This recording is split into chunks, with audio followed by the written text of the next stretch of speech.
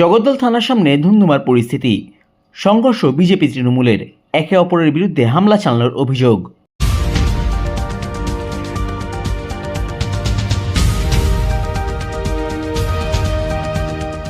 পশ্চিমবঙ্গের বিদায়ী মুখ্যমন্ত্রী তথা তৃণমূল কংগ্রেস সুপ্রিমো মমতা বন্দ্যোপাধ্যায় জগদ্দল বিধানসভার বিজেপি প্রার্থী প্রাক্তন আইপিএস ডক্টর রাজেশ কুমারের বিরুদ্ধে সাধারণ মানুষকে উস্কে দিয়েছেন বলে অভিযোগ তুলে রবিবার রাতে জগদ্দল থানায় নোয়াপাড়া বিধানসভার বিজেপি প্রার্থী অর্জুন সিংকে সাথে নিয়ে যান জগদ্দল বিধানসভার বিজেপি প্রার্থী।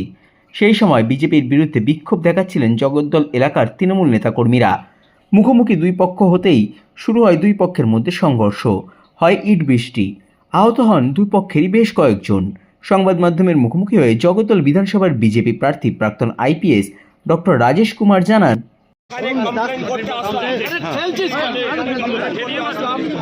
আমার বিরুদ্ধে চিফ মিনিস্টার আমার বিরুদ্ধে মানুষকে উস্কেছে, আমার বিরুদ্ধে বদলা নেবে কিনা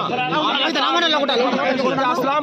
এটা আনা নিজে সব পালিয়ে গিয়েছে, আইসি ডিসিপি সিপি সব এখান থেকে পালিয়েছে, আর এই গুন্ডাদেরকে এখানে ইনভাইট করে পাঠিয়ে দিয়েছে যারা আমাদের সেন্ট্রাল এরা সবকে বার করে দিয়েছে।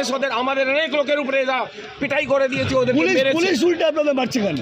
পুলিশ এই চটি চাটা পুলিশ এরাই তো এসব করিয়েছে।